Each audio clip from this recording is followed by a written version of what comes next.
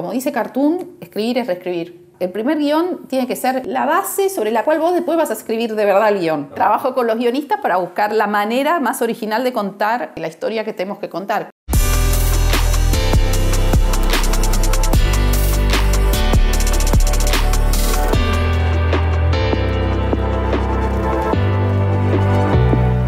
Le damos la bienvenida a Habitación de Guionistas a Fernanda Ramondo, guionista, directora y encargada de desarrollo de contenidos de Disney Star. ¿Cómo está, Fernanda? Bien, todo bien. ¿Todo bien? Gracias por la invitación. Por favor, gracias a vos. Bueno, me interesa desde el punto de vista del guionista, ¿qué pasa hoy? ¿Qué proyectos eligen las plataformas? ¿Cómo los eligen? ¿Cuál es el criterio, si es que lo hay, más allá de cierto azar de cómo llegan?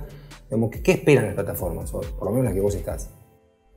Bueno, en principio, nosotros venimos con una tradición de buscar proyectos memorables, ya sea porque vienen con un actor, que es muy importante y tienen como esa impronta que le va a dar ese actor, o porque es un tema quizás ya transitado, pero propuesto de una manera muy distinta y entonces te llama la atención por eso. O sea, en una época con tanto contenido siempre tratamos de buscar como un twist dentro de nuestros contenidos que llame la atención y que te proponga algo distinto, ¿no? A veces lo logramos y a veces no, pero tratamos siempre que sean como propuestas originales en ese sentido.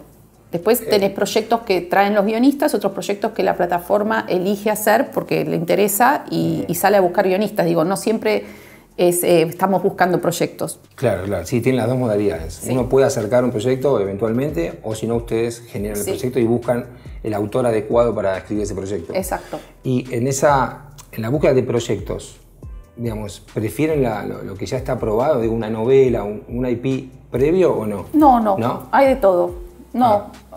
Trabajamos, bueno, con adaptaciones, como fue Santa Evita, que ese es un proceso que duró casi 10 años, o sea, 9 años en realidad, desde que se compró la novela, que en realidad la novela siempre había estado ocupada. Cuando en su momento Fox se enteró que la novela se había liberado, Blas la acercó y bueno, ahí empezó todo el proceso de adquisición y eso, entre una cosa y otra, fue un proyecto que llevó 9 años realizarlo. Qué locura, claro, en el medio de la pandemia también. Sí, y en el medio de la fusión de Disney Fox también. Claro. Sí. De hecho, es el único proyecto que desde Disney se siguió desarrollando de los que traía Fox, ¿no? Claro. En América Latina. Ajá. Después hay otros de Brasil que también ocurrió lo mismo. Y entonces hay de todo. Y después tenemos series como El Encargado, que acaba de salir esta semana, que esa es una idea original que acercan los Conduprat. Claro. Y se hace, digamos. Hay de todo, no necesariamente. Pero digo, en general, pensando en general, no solo en la plataforma en la que estás vos, hay como una tendencia a la adaptación o a la biopic, ¿no? ¿O no? Yo creo que hay tanta necesidad de contenidos o hubo este boom que todo viene bien y entonces, agotada algunas instancias, uno se va a la literatura. Sobre las biopics, sí, hay como una explosión. Lo que para mí está pasando ahora, que está un poco saturado y en el caso particular nuestro, cuando tenemos que hacer una biopic, de nuevo, encontramos la manera de contar algo que sea original, que sea distinto y que no necesariamente cuenta la vida de una persona desde el día que nace hasta el día que se muere, claro, o algo. Claro. En ese sentido, Santa Evita, sin ser biopic, es como un ejemplo, ¿no? Digamos, trabajar la vida de Eva Perón a través de la historia de su cadáver, ¿no? Un poco como una idea de esto de lo que yo llamo memorable o distinto, o que tenga ese diferencial, ¿no? Ahora estamos por lanzar el año que viene, en realidad, Ringo, que es la vida de Ringo Bonavena, pero no es la vida de Ringo Bonavena, es la vida de Ringo contada a través de sus últimos días en Reno cuando finalmente después lo matan. O sea, es como un thriller. Claro. De hecho, a mí me gusta decir que es un thriller. Claro, no necesariamente una biopic, porque de hecho no cuenta toda la historia de Ringo, cuenta una parte. Una parte. Después estamos con otra serie que es Pancho Villa para México, que de nuevo es una serie bélica, es una serie de acción bélica. Y está la vida de Villa, pero más allá del hecho puntual de la vida de Villa, el género bélico va sobre la biopic. Y entonces todo el tiempo tratamos de hacer eso. Después, bueno, la otra que estamos en rodaje actualmente, que es Coppola, el representante, también es la vida de Guillermo Coppola, y no sé si es la vida de Guillermo Coppola, claro. Es un retrato de los años 90 a través de este personaje que es Guillermo Coppola, claro. Pero en realidad toma 10 años de su vida. O sea, siempre tratamos de buscarle la vuelta para que esa biopic se transforme en otra cosa también, porque llega un punto que no sé cuánta gente quiere seguir viendo literalmente la vida de la gente, ¿no? Seguro, sí. Pero entonces el proyecto, el diferencial del proyecto, más allá de esta originalidad o esta búsqueda del recorte en el caso de una biopic, tiene que ver con, la plataforma necesita que haya o una IP anterior o un director atacheado que sea como... No hace falta. Okay. No. El contenido se impone, o sea, si es bueno se impone más allá de que no venga con Franchella en un caso o que venga con... Exacto. Sí. Y después el desarrollo hace que ese contenido encontrarle una vuelta original. O sea, otro ejemplo que puedo dar de una serie nuestra que acaba de estrenarse es Limbo, que está ahora en Star. Limbo, si yo en este momento cuento la sinopsis, me van a decir, pero eso no lo vi una vez. Es una telenovela y hay 30.000 series o historias como Limbo. Y sin embargo, Limbo, a mi criterio, logramos que sea un producto muy original por la elección narrativa que hicimos. Está contada todo en primera persona por una voz en off y todo el tiempo la narración sigue nada más a la protagonista. Y todos los otros personajes los conocemos a través de cómo se relacionan o cómo los ve la protagonista. Entonces, eso fue como toda una decisión, porque frente a una historia que es la vida de una mujer que decide empoderarse frente a sus dos hermanos frente a una herencia que reciben y hacer su propio camino, me pueden decir, bueno, la vimos 20 veces esa historia, pero bueno, contada así creo que no se vio. Entonces, ¿y ahí cuándo es donde uno deciden, le busca la digamos, porque a vos te llega una idea que tiene que ver con lo argumental, no te llega la propuesta... No, bueno, ahí está el trabajo del director de desarrollo, que vendría a ser el mío. Exactamente. Que a veces nadie sabe qué hago, bueno, hago eso. Claro. Trabajo con los guionistas para buscar la manera más original de contar la historia que tenemos que contar. Cuando muchas veces son historias que, ya digo, vienen porque por X razón compran esto, ¿no? Entonces vos decís, bueno, ¿qué hago con esto? ¿No? Por ejemplo, Ringo a mí es uno de mis procesos preferidos porque Ringo claramente es boxeador y más allá de que ya se hicieron varias series sobre boxeadores, uno naturalmente tiende a pensar que contar la historia de un boxeador te va a buscar solo al público masculino. Sí. Y bueno, bien que mal la plataforma es unisex y además nos interesa al público femenino. Claro, lógico. Entonces, bueno, para mí el desafío de Ringo fue hacer una serie que más allá de la historia de un boxeador pueda ser atractiva para todo el público, al que le interese el boxeo y al que no. Simplemente por contar una historia interesante de un tipo que le pasaron ciertas cosas, ¿no? Que es un proceso parecido en su momento a lo que pasó con Monzón, claro. Que esa no la hice yo, pero también está en nuestra plataforma, fue hecha por Disney, que se buscó todo, como es una persona polémica para el día de hoy, Monzón, se buscó todo, como esa mirada crítica sobre él a partir del tema del feminicidio. Y Ringo pasa eso, pasa que se buscó la manera de hacer una historia que trascendiera el boxeo, ¿no? Y eso fue un trabajo con los guionistas. ¿Y cómo empieza? O sea, vos te involucrás cuando ya hay un guión, te involucrás cuando hay... Depende. Hay de todo, sí. Ajá. Y cuando... Empezamos de cero, sin nada. O sea, en el caso de empezar de cero, ustedes o vos sos la encargada de elegir el guionista o el grupo, el equipo autoral, y lo elegís de acuerdo a lo que hicieron antes y al feeling. Sí, de lo que a quién le puede... Ves que puede sintonizar Ringo, por ejemplo, que es una historia que desarrollaron Mariano Econ y Gastón Duprat, pero después tenían que buscar otro guionista para que la escribiera, porque era así el deal, digamos. Fue re interesante, porque yo desde que leí todo dije, esto lo tenía que escribir Javi Van der Kutter. O sea, yo estaba segura de que lo tenía que escribir él. Claro. Y para mí él le aportó lo que yo necesitaba que tuviera la historia, sacarla de esa cuestión un poco más... o sea, la propuesta de la voz en off venía del proyecto original con los Duprat. Fue algo que se trabajó con ellos. Pero después, poder hacer que eso ocurriera durante 9 episodios, necesitaba un guionista con mucho que supiera, digamos. Sí. Y entonces ahí estaba Javi. También uno sabe bien cuándo necesita... Hay proyectos que son tan complejos que decís, bueno, acá necesito un guionista que tenga clarísimo todo el tema estructura, que ahí no puede fallar. Claro. Y te vas a buscar ese guionista. Sí. Después hay proyectos que te dicen, mira, todo bien, pero esto hay que escribirlo en 4 meses. Que eso fue Limbo. Limbo no era tampoco, pero Después justo llegó la pandemia y nos ayudó mucho. Claro, pero Limbo había que tiempo. escribirla rápida. Y ahí es donde también decís, bueno, Javier Claro. tiene esa experiencia, porque Claro. no todos los guionistas escriben Claro, rápido claro. y buenas Y bien. y bien. Sí, seguro. Entonces eso... Pero en general son procesos creativos muy de ida y vuelta. O sea, porque yo particularmente viniendo del cine, respeto mucho la mirada del que trae, de lo que puede aportar el proyecto, del que viene con... Entonces, después, por ejemplo, Terapia Alternativa es un proyecto que trabajamos juntos con Ana Katz ahí, y el proyecto es súper Ana, Claro. pero al mismo tiempo es un proyecto que dentro de lo que hizo siempre Ana es mucho más Es comercial distinto, de lo que seguro. ella hace, Sí. ella lo entendió, lo fuimos trabajando, entonces es como... ¿Y cómo es? Me interesa ese laburo. O sea, vos lees, ¿qué te van mandando? ¿Cómo ordenás el trabajo de desarrollo?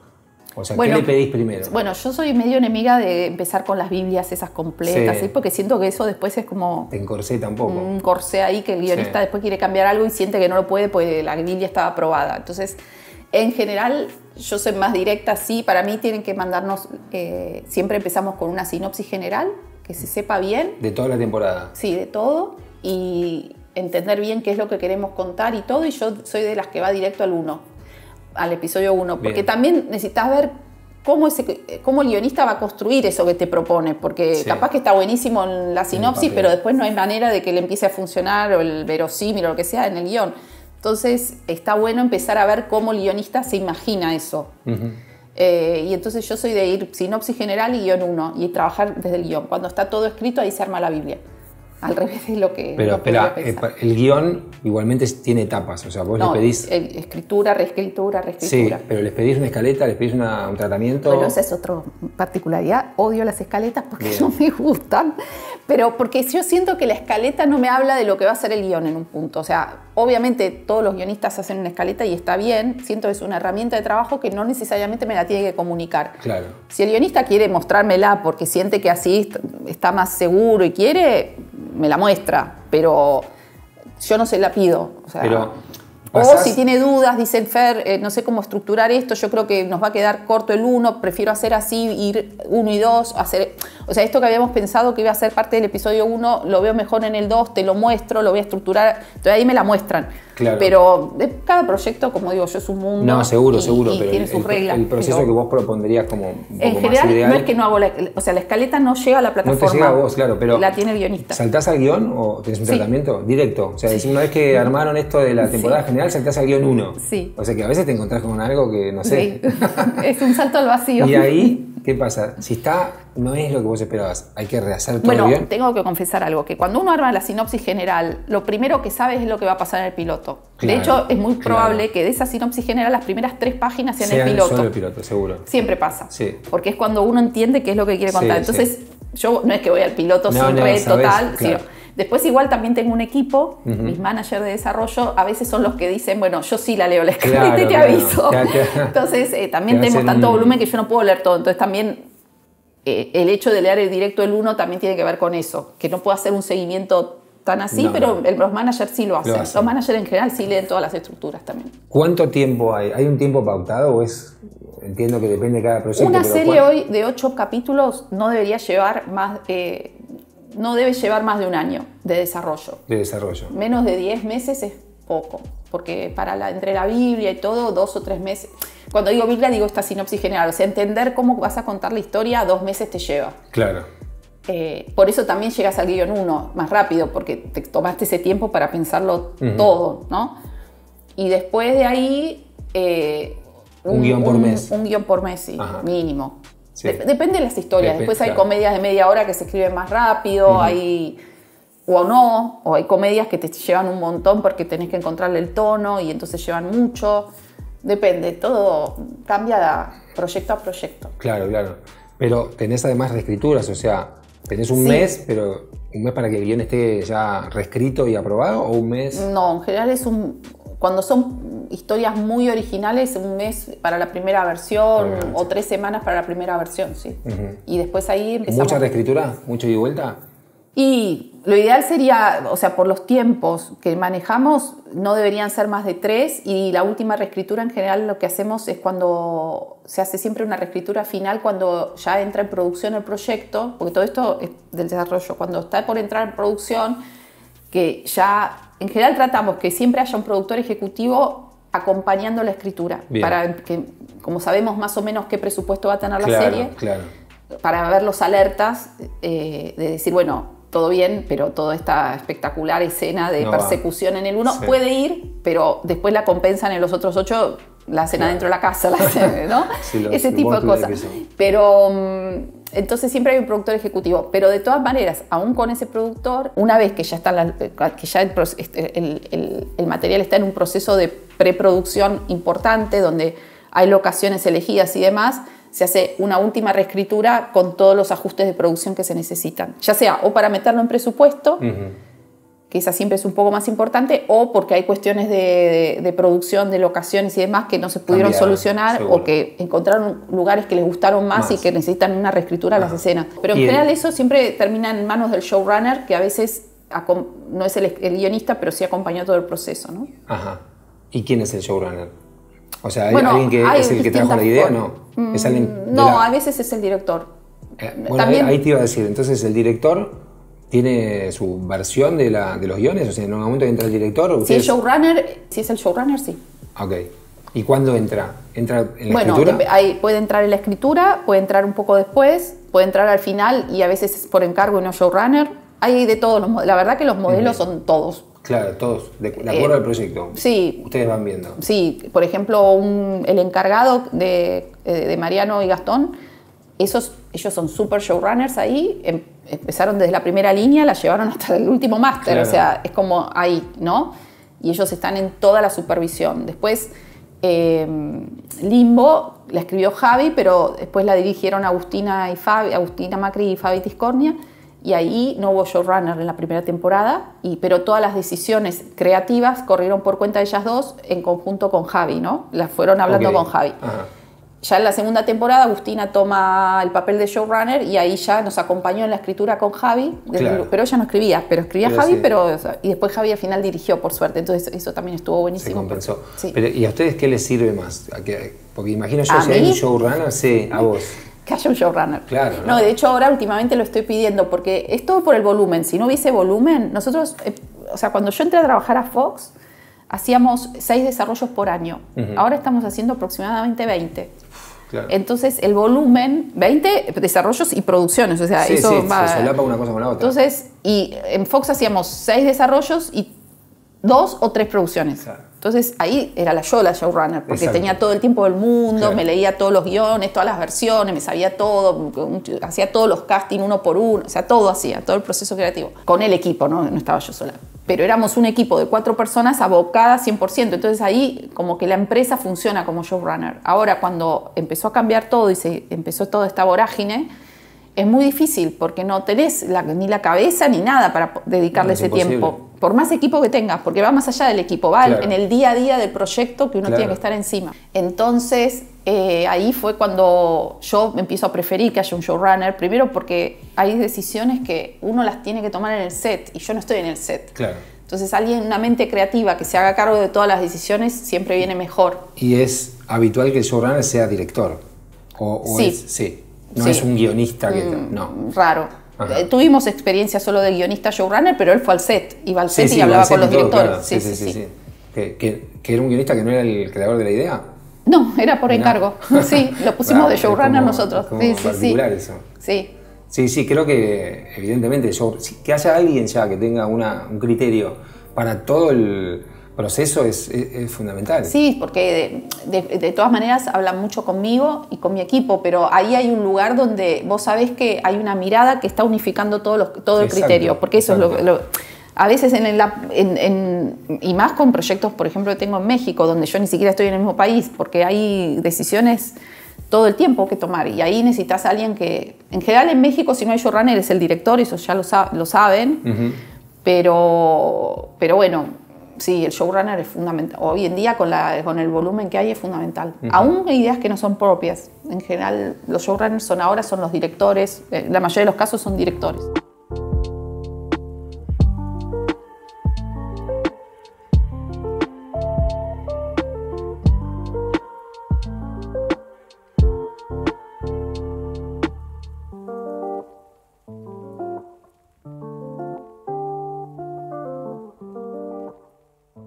¿Cuál es el target? O sea, ¿va cambiando? Bueno, Star es la plataforma para adultos de Disney, Sí. ¿no? Ya Fox era igual, digamos, hereda a Disney esta plataforma donde nosotros, por suerte, en un punto sabemos que todo lo que es Kids and Family y todo lo que es chicos más chicos se ocupa la otra plataforma que tiene Disney, que es Disney Plus, con lo cual eso nos libera de todo un montón de material y contenido que, por suerte, desarrollan muy bien ellos. Y nosotros nos ocupamos de lo que es el público adulto. Y después ahí empieza a ser interesante lo que pasa, porque tenemos que tener en cuenta que esta es una plataforma, como decía antes, que está tachada con otras marcas de la compañía, está ESPN adentro de la plataforma. Ajá. Eso implica un target masculino importante, okay. De hombres adultos importantes, un adulto transversal además, no es que tenés solamente a las millennials, tenés generación X, todo. Y ver la manera en que buscas a las mujeres dentro de eso, ¿no? Y en México de pronto no pasa tanto porque ESPN está también adentro, pero no tiene la liga. Entonces es como también tenés que ver cómo va componiéndose en cada región. No es homogéneo. No es todo igual. No. Entonces ahí, dentro de ese abanico enorme, hay productos que los pensás para las mujeres, lo que vos suponés que le va a interesar más a una mujer. Hay otros que generalmente son los thrillers, que son muy transversales. El thriller es un género que te cubre todo y está buenísimo. Y la comedia regionalizada te cubre bastante, pero bueno, tenés que tener cuidado. Lo que sí la comedia funciona más como para el... Digo, para el mercado local. Diana Katz, ¿funcionó más acá o funciona...? No, la comedia en todo... O sea, acá en general no funcionan las comedias mexicanas como allá no funcionan las comedias argentinas. Claro, no nos reímos de lo mismo. Bueno, el tema también, lo que es re importante en nuestra plataforma y en todas las plataformas que no sean norteamericanas, creo yo, es el tema del talent driver, o sea, cómo el talento te tracciona al público. Ajá. Y eso no pasa. Franchella es un gran traccionador acá.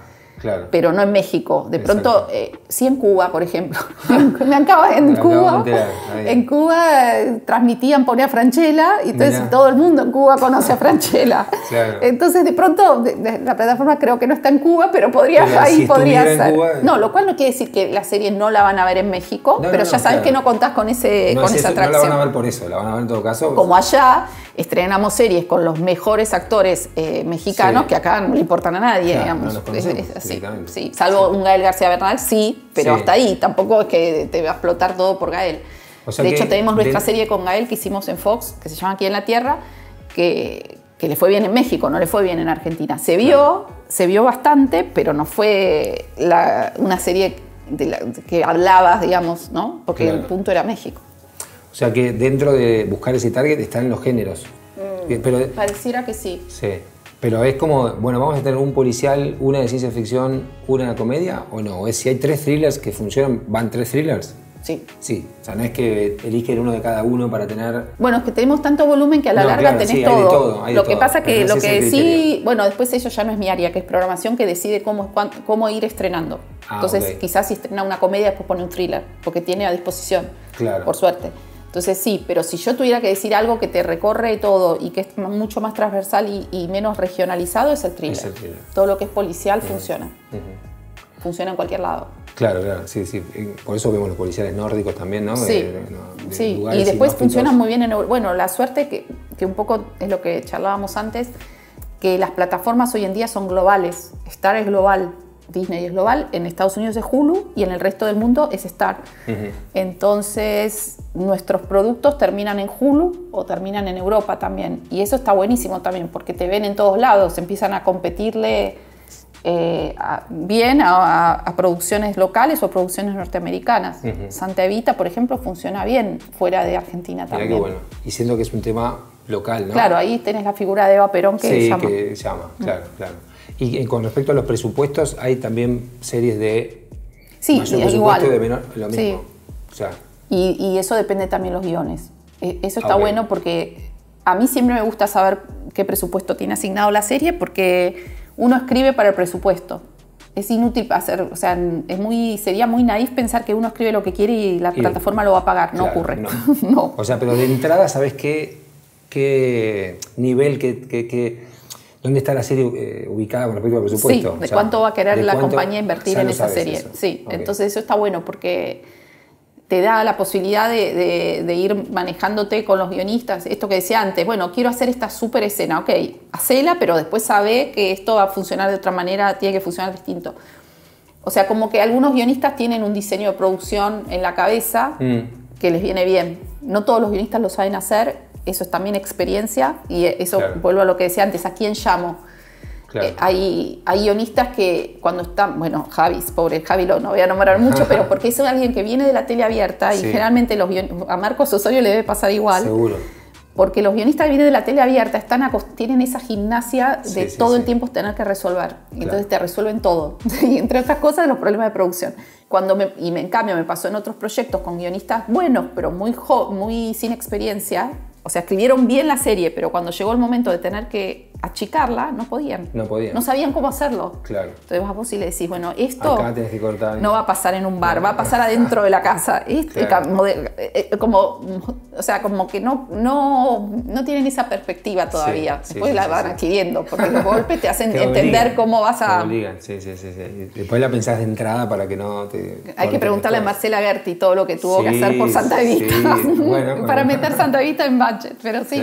Claro. Pero tengo que decir algo, que uno protesta y todo, pero en general de esas crisis nacen grandes oportunidades narrativas. Creativamente son interesantes. Para resolver eso tenés que buscar una idea superadora. Sí, son increíbles como uno al final se da cuenta que eso hace que nazcan las grandes escenas, nacen de problemas de producción. Claro. Lo puedo firmar. Las plataformas como estrategia tienen series que son como para traer suscriptores y otras que son más para catálogo. Sí, es como siempre se llama los grandes lanzamientos y las de soporte. Hay grandes series que se les pone como toda la cabeza para el lanzamiento. Eso para, como Santa Evita, El Encargado, son las grandes series que son el faro sobre el cual después vos le enganchás series más pequeñas que sirven de...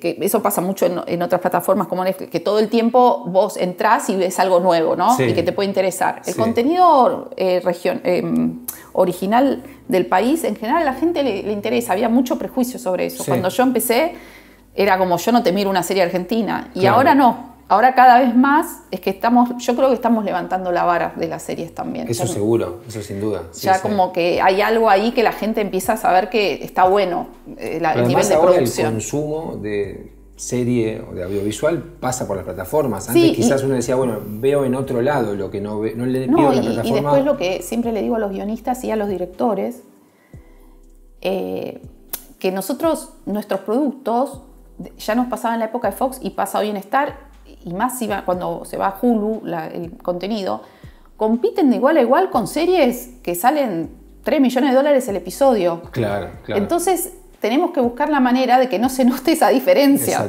Exacto. Entonces no nos podemos poner ambiciosos. Por ejemplo, la ciencia ficción es un género que si no tenés mucha plata, no la sabemos hacer en Latinoamérica. Yo hice una serie de ciencia ficción para Fox y no nos fue bien. Pero no nos fue bien, sigo pensando que ese guión es uno de los mejores guiones que pude desarrollar, que desarrollamos con Andrés Gelos, y que si ese guión estaba todo en inglés y se grababa en Estados Unidos, iba a ser memorable.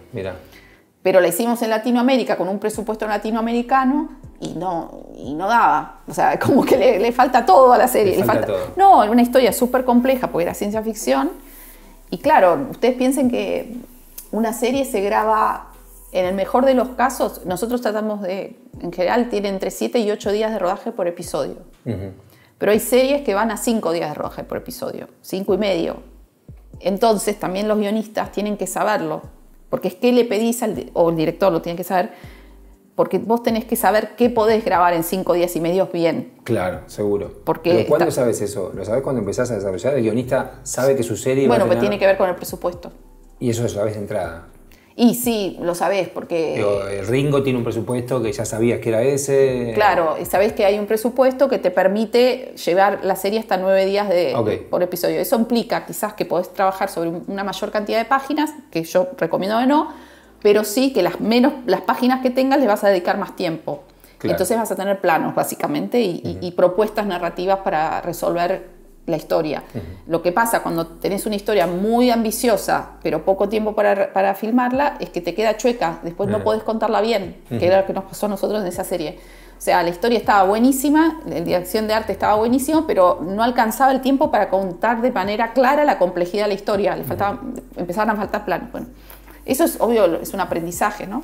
Pero es importante que porque hablabas de la duración de las páginas del guion, ¿no? Es importante que los capítulos tengan la misma duración, porque ahora hay algo... No. Que dentro de la serie no. Lo que nosotros ya salimos sabiendo cuántas páginas va a tener el guión. O sea, después la serie, por ejemplo, esto es como la terapia alternativa, los guiones de Ana son muy hablados. Entonces tienen como 48 páginas. Después el capítulo tiene 35 minutos. Claro. Pero porque tiene una cantidad de diálogo que ya sabemos que después va a redundar en que lo vamos a no sacar, pero la dinámica del set, cómo va llevando ella a los actores y todo eso lo reduce. Y a veces también sabemos que vamos a grabar cosas que después no van a quedar, pero preferimos grabarlas igual. Siempre y cuando se pueda meter en plan, porque ahí es donde vos decís, bueno, pero esto no me entra en plan. Claro. Entonces, sí, ¿para qué voy a filmar 50 minutos y después voy a dejar 35? Exacto, sí. Pero vas a dejar la misma duración por capítulo, porque siento... No, es lo que la historia necesite. Claro. ¿Y la cantidad de capítulos también? ¿O ahí vos necesitas un proyecto que tenga 8? No, bueno, ahí de nuevo, siempre la plata manda. Necesitas una cantidad de episodios, pero nosotros entre 6 y 8 estamos bien ahora. Porque ahí también tiene que ver el costo. Una serie corta de 4 episodios es mucho más cara. Porque no podés amortizar bien el costo de las locaciones, por ejemplo. No es lo mismo tener un protagonista en una casa, 4 episodios, que tenerlo en 6. Pagar una semana en una casa, una semana en otra, que pagar 3 semanas en una misma casa. Quiero decir, empieza, y lo mismo para el alquiler de los equipos, o sea, hay una cantidad de cosas que se amortizan mejor con más semanas de rodaje. O un equipo, no te cobra igual ¿por qué el equipo de cine en general sale más caro que el de la tele? Porque le estás diciendo que va a trabajar solo 5 semanas, mientras que una serie te puede ayudar a durar 6 meses. Entonces esa persona quizás cobra menos, pero tiene más tiempo, entonces ya sabe que tiene trabajo asegurado 6 meses. Seguro. Todo eso es importante, porque es lo que termina dándote el costo. Entonces, hacer una serie de 4 episodios probablemente es mucho más caro que hacer la serie de 8. Entonces, bueno, en general, un buen equilibrio, porque al mismo tiempo ahora no se están usando mucho las series muy largas. No, claro. Entonces, un buen equilibrio siempre entre 6 y 8, digamos que entra en un costo... Pero ahí hay algo del consumo de la serie que es como muy voraz, ¿no? O sea, ustedes están, no sé, 2 años desarrollando y la serie se consume en un fin de semana, ¿no? Sí. Y que es lo mejor que te puede pasar, porque en general es porque gustó. ¿Eso va a seguir siendo así o hay algo ahí que está entrando en crisis? Bueno, hay otros modelos. Nosotros no lo hacemos, HBO tiene otro modelo que sigue siendo el de un estreno semanal. Sí, es eso verdad. Está bueno también, porque algunos dicen que habría que volver a eso. Claro. Porque también esta cosa así, pero por ahora el binge viewing sigue siendo lo que más sale. Pero sí, es verdad. Pero no entras en un embudo de... No, entras en como una canalización, pues todo el tiempo necesitas nuevos contenidos porque la gente entra y quiere ver otra cosa. Ver más. Y sí. Pero se llega a producir al ritmo que la gente quiere consumir. Bueno, lo que pasa es que ahí por suerte están todas las otras regiones que te aportan material. Claro, que aporta material, va rotando el material, sí. claro, ese es un poco el... Sí, por eso, como te contaba antes, las plataformas cada vez más son más globales y más celosas de su contenido, porque como necesitan mucho... Claro. Antes, nosotros cuando éramos Fox, la serie salía en la plataforma de Fox y después se vendía, salía acá, salía allá y la podías ver. Y de hecho hay cosas de Fox que estaban en Netflix. Hoy en día es muy difícil. De hecho, Disney en su momento bajó todos los contenidos propios cuando fue a lanzar Disney Plus para que no quedara nada de Disney fuera de Disney Plus. Eso es porque es una estrategia súper agresiva comercial. Claro. Y eso es por la necesidad que tenés de garantizarte tu contenido. Igual, tengo que decir que ahora todavía hay movimientos en las plataformas. Cuando alguna plataforma te dice, te quedan, sobre todo las películas, que tienen otro tipo de contrato. Las series, cuando son producción original, es difícil que vayan a otra. Sí. Las que no son producción original, que en general son norteamericanas, de las grandes cadenas de allá, que un Grey's Anatomy vos la podés encontrar en varias plataformas. La última temporada probablemente solo esté en Star, claro. Pero las otras tienen otro tipo de contratos, entonces están más repartidas. ¿Sí? Y ese tipo de serie, bueno, Los Simpsons sería el caso también, ¿no? Que tiene una exclusividad total de Fox, pero hay series que no son tan... que todavía se venden, circulan por distintas plataformas. Claro, lo entiendo.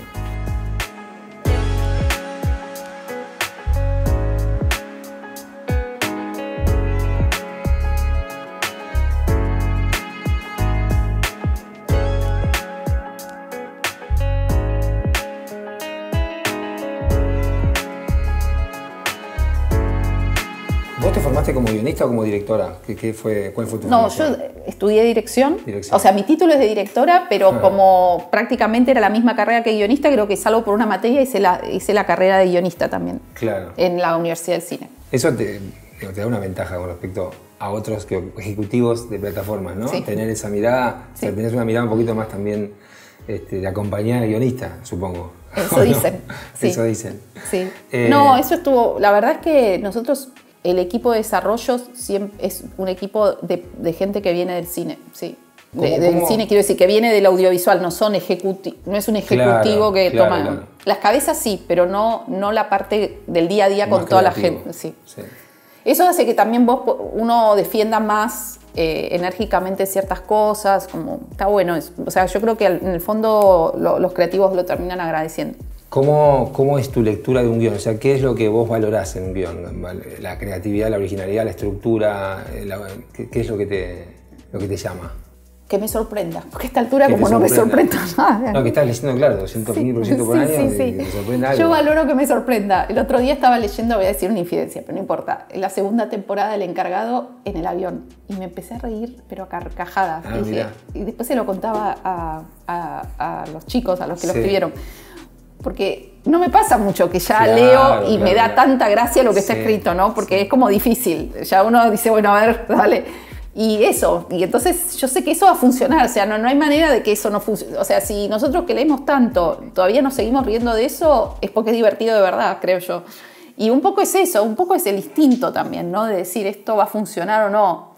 Y después otras veces es tomar riesgos. O sea, Limbo para mí es un gran riesgo. Y yo estoy re orgullosa porque, bueno, Ringo también. Porque es una serie... Nada, cuando la vean creo que va a sorprender. ¿Cuándo es que sale? En marzo. En marzo. Porque cuando uno va y piensa que va a ver la vida de un boxeador y se encuentra eso, no sé qué va a pasar. Claro. O sea, ahí está la vida, está el boxeo, está todo, pero hay algo más que para mí quedó muy bueno. Eso es mucho mérito del showrunner, de Nico Pérez Veiga, pero es como eso. Y después, es amplio, que te sorprenda es como amplio, ¿no? Digo, a ver cómo hago para sorprender a Fernanda. No, y también es buscar la vuelta, es como lo que decía antes, tengo tanto que cada una quiero que sea como hijito distinto, ¿no? Entonces, y tomar riesgos. Limbo es un riesgo. O sea, hacer una serie con una voz en off todo el tiempo, claro. Es como... Por eso después cuando la crítica dice algo de la voz en off, como me enojo un poco decir, bueno, no te diste cuenta que ese es el recurso de la serie, digamos. Claro, esa es la identidad de la serie. Sí, decirme que por qué tiene la voz en off es como decirme, bueno, no sé... ¿Por qué ese colores o en blanco y negro? No sé. Es como algo que es la identidad de la serie. Te puede gustar o no, pero está. La identidad de la serie no está solo en el guión, ¿no? No, en el caso de Limbo está después en todo el traspaso audiovisual que... Pero vos ya descubrís esa identidad o descubrís que tiene algo particular. Bueno, es la primera propuesta de darle ese toque distintivo, ¿no? Pero lo digo en general, no en esa serie, ¿no? Descubrís el guión ya si esa historia tiene una identidad propia. Sí. Hay otras que no, hay otras que son historias como que nosotros también hacemos estándar, las series de Adrián Suar, que son divertidas para el público de Suar, tenés clarísimo qué público va. Y funcionan igual. Y funcionan y son re divertidas y no es que no estoy buscando el pelo al huevo, o sea, es como, está perfecto, está Adrián, es lo que decía antes, son esas historias que vos sabés que tenés al talento y ya está. Sí. Ahí por suerte tenemos también a Andrés Parra, que es genial, y son historias que funcionan porque están los talentos que están ahí para esa historia, ¿no? Sí, tenés que tener como esa amplitud de criterio y saber qué es lo que le podés pedir a cada historia, ¿no? O sea, habrá algunas que le podés pedir un poco más y jugártela un poco más. Y también tampoco te puedes pasar de raya, porque el público de Adrián quiere verlo a Adrián. Tampoco le puedo hacer Shakespeare a Adrián porque no le va a gustar, ¿entendés? Entonces es como eso también, entender a quién le estás hablando también por los actores que tenés. Francella es un actor que por lo que vino haciendo en los últimos años amplió un montón su espectro. Entonces, el otro día leí una definición genial que decía que el encargado era la mezcla entre Arquímedes Pucho y Pepe Argento. Y es exactamente eso, y creo que por eso funciona también, porque es como que encontró las dos partes de Francella juntas, y entonces como explota. ¿Y tenés una cantidad de series que tenés que hacer por año o no hay eso, no existe eso? En rodaje sí, creo que hay como, esa parte no es exactamente mi área, porque es la parte de producción, pero sí hay como, está establecido por criterios corporativos cuántas series habría que hacer por región. Son aproximadamente 20, o sea, con Brasil también, ¿no? Y de las que se desarrollan ¿Hay algunas que no se hacen? ¿O todas las que se desarrollan? No, hay algunas que no se hacen. Hay algunas que no se hacen. No. ¿Que llegan hasta qué punto pueden llegar? Hasta que estén todas escritas. ¿Todas escritas? ¿Toda la serie escrita y no se hace? No, no se hace. Pobre guionista. Sí, es re frustrante. Y sí, es frustrante. Es re frustrante. Es sí, el tengo único, varios. es el que laburó ahí, porque el resto todavía no empezó. Sí, y otras que son buenísimas y que a mí me encantan y no se pueden hacer. No se pueden hacer porque por alguna razón ese tema no interesa, porque, bueno, un poco la fusión de las dos empresas claro, pasó son criterios distintos, también, ¿no? sí.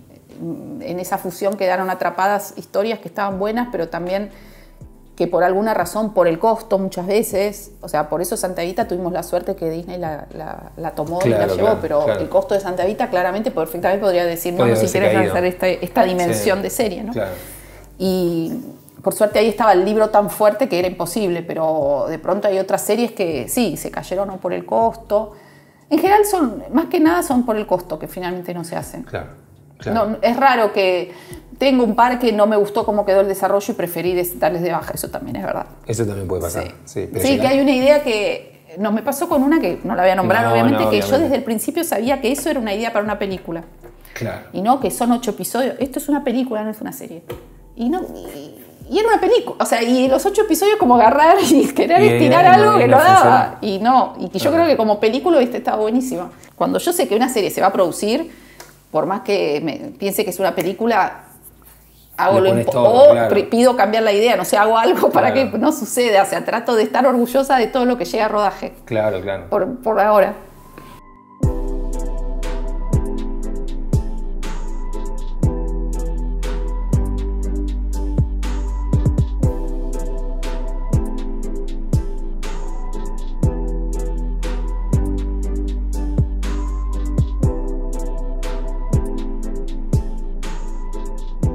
¿Cuáles dirías que son, si es que hay, las falencias, las debilidades de los guiones en general, si es que hay? O sea, ¿le falta qué? Si tenés que...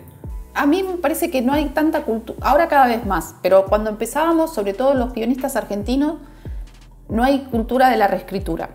Ajá. Les cuesta un montón reescribir. Claro. Y para mí, como dice Cartoon, escribir es reescribir. Claro. O sea, el primer guión tiene que ser la base sobre la cual vos después vas a escribir de verdad el guión. Claro. Eso es obvio que necesitas tiempo, eso seguro. Sí. Y hoy en día quizás tiempo mucho no tenemos. Pero un guionista que no sea capaz de tirar toda la basura y volver a escribir todo de vuelta, para mí no está bien. ¿Y eso notas que es acá o regional? ¿O es acá esa...? No, quizás el sistema mexicano que está más influenciado por el norteamericano tienen esa visión de reescritura un poco más aceitada, pero también les cuesta a todos. Y porque el guionista en el fondo, sí, por eso también está bueno los cuartos de guionistas, porque ahí hay más ideas, se construyen mejor. La idea del guionista solo sentado en una habitación para una serie, para una película no, pero para una serie es complejo. ¿Pero ustedes tienen esa modalidad de trabajo, el cuarto de guionista? Sí. ¿Sí? Casi todas las series son así. Son con cuarto de guionista, sí. Ok, mira. Hay también pocas tiene que que ver una persona sola. Con la remuneración. Evidentemente hay algo de que, digamos, uno no puede reescribir eternamente porque no tiene... No, por eso en los contratos se pacta, pero claro. Sí, depende de la remuneración. En general se pacta cuántas reescrituras, pero sobre todo en realidad siempre eso, lo que acabo de decir de la reescritura es para el episodio 1, porque es donde vos vas a entender tu historia, tu tono, tu todo. Entonces quizás no es que te voy a pedir reescribir toda la serie 20 veces, pero el episodio 1... Sí, muchas veces. Estábamos escribiendo una serie que la habíamos pensado de una manera, con un diseño de producción. Y cuando llegaron al episodio 4, los guionistas les dije, esto no va así, tenemos que cambiar. O sea, el episodio 2 es el 1, lo del 1 hay que ponerlo como flashback en el resto. O sea, como cambiarle, claro. Y los guionistas así, como, ahí está la mato. Y digo, es así. Es así. Así no, el 1 no funciona. O sea, claro, le di otras razones y nada, se pusieron a reescribir, espero que esté bueno. Pero nos pasa mucho eso. Todavía no tenemos es que además es verdad que a veces llegás al E4 y te das cuenta que siempre el piloto... idealmente para mí está bueno cuando terminás el 10 volver al piloto. Claro. O si son 10, si son 8, 8. Sí, pero el piloto, pobrecito, después queda ahí porque, claro, de pronto no es el mejor que escribiste. Claro. Porque venías todavía con una idea así y entonces está súper bien como guionista entender que cuando terminaste de escribir todo tenés que volver al piloto a escribirlo. Y eso algunos guionistas que tienen mucha experiencia lo saben y ni les preocupa. Claro. Otros se quieren matar. Y bueno, así como detectás falencias que son esta mala predisposición a la reescritura, hay algunos talentos en los guionistas argentinos o acá que vos decís, bueno, esto no es tan fácil de conseguir, hay originalidad, hay... Bueno, a mí lo que más me gusta de los guionistas que nombré es que tienen la capacidad de crear buenos universos. Para mí, la clave, a diferencia de las películas, una serie al tener que desarrollar varias líneas argumentales en varios episodios, lo que necesitan es un universo que puedan contener la historia. Quizás no el conflicto, decirme que un guionista no le pone en conflicto no me pasa. Claro. Pero sí me pasa guionistas que no saben construir universos, que para mí, para una serie es fundamental. Claro, más que el personaje, más que la trama en sí misma, el universo te parece lo distintivo. Cómo ese universo aparece en la historia y el universo es el que te pone todos los hilos. Ajá. Para mí hay dos puntos fundamentales, que es el universo y los personajes, que son la complejidad que vos puedas darle a esas dos cosas para después tirar de los hilos para construir trama a lo largo de los 8 episodios cuando te quedes sin trama. Okay. Porque el conflicto principal capaz que te llega hasta un lugar, pero no te cubre todo. ¿Y qué es el universo entonces? ¿Qué es? Y el universo es cómo vos creás, de pronto, no sé, si yo tengo una serie como, supongamos, El Encargado, por decir una que está... El Encargado, bueno, ¿cómo es ese edificio? Lo que construyen ahí los Conde du Prat, que está buenísimo, que además es súper difícil lo que hacen porque trabajan con estereotipos y a mí me parece increíble cómo logran eso. Y es ese edificio, cómo construís ese universo para que cualquier cosa que pase ahí adentro empiece a ser interesante. Claro. Eso es mágico para mí, tampoco es que lo puedo racionalizar tanto, ¿no? Pero Limbo, ¿cómo es el universo de Saw?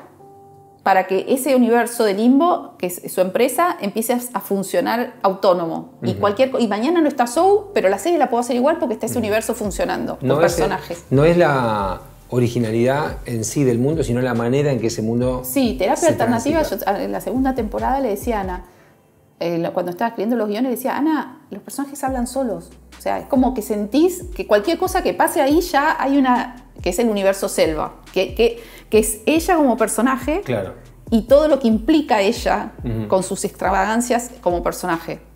Entonces también universo es, bueno, la serie pasa en un periódico, supongamos en un multimedio, y cómo construyo ese multimedio. ¿Que tiene que ver con el tono también de la serie o no es exactamente eso? No necesariamente. No.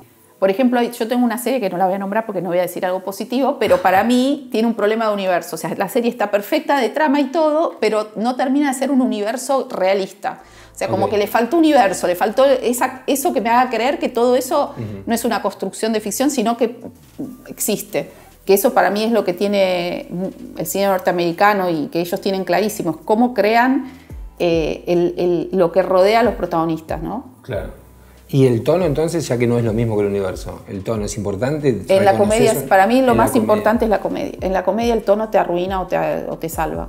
Tener claro el tono en la comedia es difícil. El drama y el thriller, o sea, los otros géneros no me preocupan. No te preocupan. Pero no hay una cierta solemnidad a veces en el thriller, cierto thriller, que puede jugar en contra. Sí, pero me parece que es más fácil de solucionar. Okay. No tener claro el tono en comedia es lo peor que te puede pasar en el universo. Claro. Por eso me gusta los Conde du Prat con todo. Ellos y Ana. Sí. O sea, te puede gustar o no, sí, pero tienen tan claro como quieren contar las cosas desde bueno, Ana más sobre el dramedy, quizás Mariano y Gastón desde otro lugar, pero tienen tan claro qué tipo de comedia están buscando que es un placer, porque sabés, va seguro. Y en cambio hay otras comedias que los problemas de tono son mortales. Pero, ¿y el tono en la comedia se construye no solamente desde el otro que tiene guión? Clarísimo el tono, totalmente, es Adrián Suárez, claro, ¿no? O sea, te puede gustar también, de nuevo, te gusta o no, pero él tiene clarísimo como desde dónde construye. Ahí voy, el tono se construye no solo por el autor del guión, sino también por el actor que lo va a hacer y por el director que lo va a dirigir, porque en la comedia hay algo del timing de la comedia que es fundamental. Sí. Pues el mismo guión... Bueno, a mí me pasó mucho, por eso analizo mucho el tema tono en comedia, porque nosotros, Mariano y Gastón, tenemos proyectos de ellos que en realidad ellos son los creadores de la idea original, escribieron, digamos, lo que sería la Biblia, pero después son proyectos que nosotros desarrollamos para México. Todavía no sé si es exitoso o no, pero cómo trasladar un tono de ellos muy particular a México. Sí. Entonces, o sea, y que no basta con decirle, bueno, miren la película, porque hay otra cosa, hay otra idiosincrasia, hay otras cosas ahí dando vueltas que hacen que, ¿cómo adaptás eso? Claro. ¿No? En cambio, hicimos lo mismo con un thriller de ellos, que se va a estrenar ahora en febrero, que se llama Horario Estelar, que es para México, y no tuve ese problema. Claro. El thriller es thriller. Acá sí. ya Sí, en todos lados, el Galán, que es la de ellos, y costó un montón. Costó un montón porque... Y ahí después apareció el actor que por suerte nos ayudó a que no se fuera a lo que no queríamos, ¿no? Y se quedara más en un tono tibio, un tono, no una comedia disparatada como podía irse. Los mexicanos son muy de irse a la comedia disparatada. Sí, claro, que ellos le dicen el pastelazo.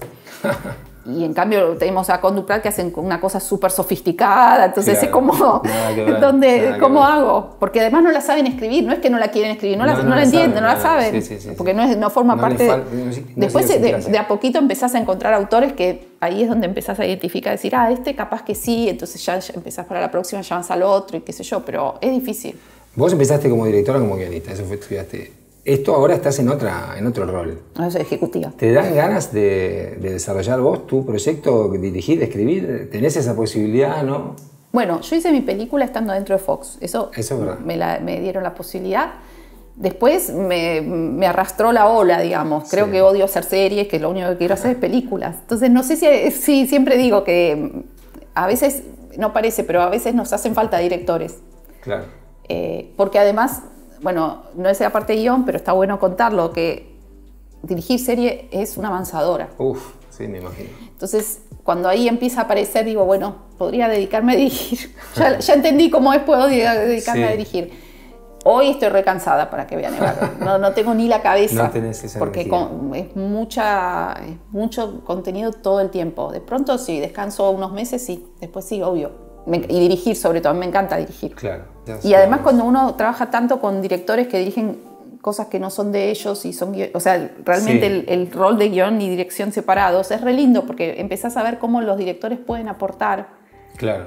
O sea, Limbo no sería Limbo sin Agustina y Fabi, sería otra serie. Claro. O sea, por más que esté escrita re bien por Javi, pero ellas la llevaron a un lugar que está espectacular para mí. Santa Evita, en cambio, es más clásica.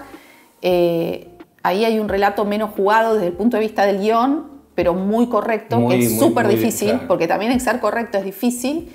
Y ahí estuvo Rodrigo García, que es como su visión re norteamericana de cómo se filma esto y es re efectivo por eso, y después estaba Masi también. Pero esa combinación de guionista y director separado te hace valorizar un montón cuánto vos le podés poner a la dramaturgia desde la dirección. Claro. Que estamos más acostumbrados al director-autor del cine argentino, ¿no? Bueno, Fer, gracias por esta charla. Bueno, espero que haya servido. Por favor, mucho.